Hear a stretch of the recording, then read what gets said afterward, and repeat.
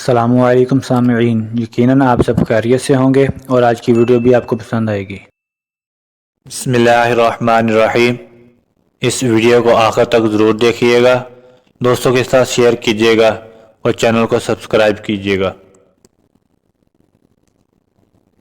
مجاہد رحمۃ اللہ علیہ کہتے ہیں کہ قیامت کے دن 3 آدمیوں کو بارگاہ الہی میں لایا جائے گا۔ ان تینوں میں ایک امیر آدمی ہوگا، دوسرا مریض ہوگا، جبکہ تیسرا آدمی غلام ہوگا۔ امیر سے کہا جائے گا کہ کس چیز نے تجھے میری عبادت سے روکے رکھا؟ امیر آدمی عرض کرے گا کہ مال کی کثرت نے مجھے عبادت سے غافل رکھا۔ اس کے اس جواب پر سیدنا سلیمان علیہ السلام کو پیش کیا جائے گا اور آپ علیہ السلام کی بادشاہت کی جھلک دکھا کر پوچھا جائے گا، تمہارے پاس زیادہ دولت تھی یا ان کے پاس؟ امیر آدمی کہے گا کہ ان کے پاس زیادہ مال و دولت تھی۔ کہا جائے گا کہ اتنے مال اور دولت کے باوجود یہ میری عبادت سے غافل نہیں تھا۔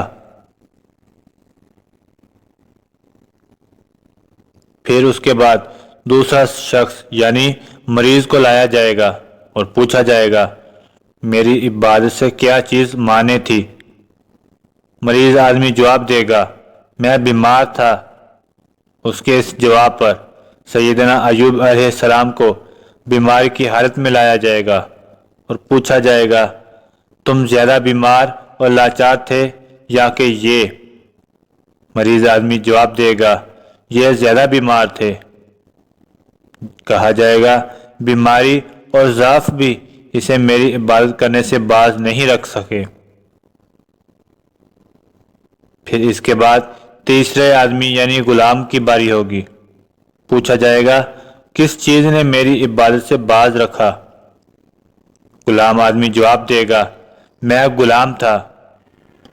اس کے اس جواب پر سیدنا یوسف علیہ السلام کی غلامی کی زندگی دکھائی جائے گی اور پوچھا جائے گا، تمہاری غلامی اور قید زیادہ سخت ہے یا ان کی؟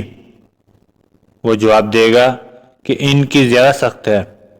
کہا جائے گا، ان کی غلامی اور قید بھی میری عبادت میں آڑے نہ آ سکی۔ دوستو، سوچو سمجھو، میرے اور آپ کے پاس کیا عذر ہے؟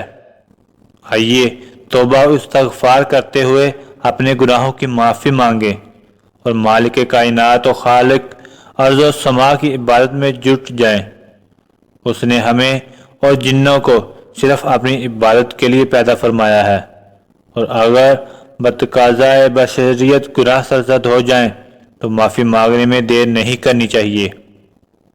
اس حوالے سے حضور نبی کریم صلی اللہ علیہ وآلہ وسلم کی ایک حدیث کا مفہوم بیان ہے۔ سیدنا ابو سعید رضی اللہ تعالیٰ عنہ سے روایت ہے کہ اللہ تعالیٰ کے رسول صلی اللہ علیہ وآلہ وسلم نے ارشاد فرمایا، شیطان نے اللہ تبارک و تعالیٰ سے کہا، اے میرے رب، تیری عزت کی قسم، جب تک تیرے بندوں کی روحیں ان کے جسموں میں ہیں میں انہیں برابر بہکاتا رہوں گا۔ اللہ تعالیٰ نے اس کے جواب میں فرمایا، میرے عزت و جلال کی قسم، جب تک وہ مجھ سے اپنے گناہوں کی معافی چاہتے رہیں گے میں بھی انہیں معاف کرتا رہوں گا۔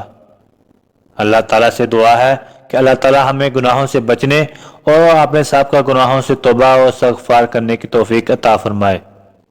آپ سب سے گزارش ہے کہ ایک مرتبہ درود شریف پڑھ لیجئے۔ جزا اللہ عنا محمدا ما هو اہلہ۔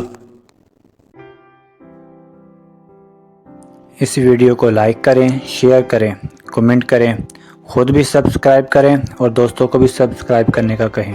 شکریہ۔